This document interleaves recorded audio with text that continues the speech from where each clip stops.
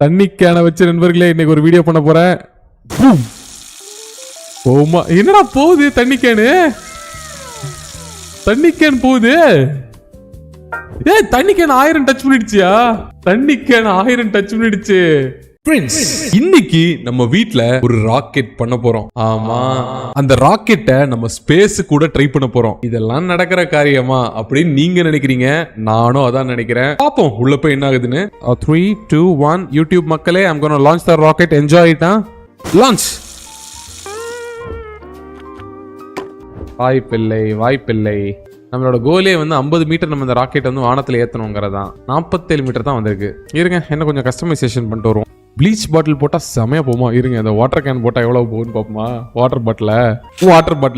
Water கேனை போடு. இதுக்கு என்னடா இது முழுக்கட்டின்னு இருக்கு, இது எப்படா போவோம்? அவ்வளவு ஷார்ப்பான இது கூட இல்லையாடா.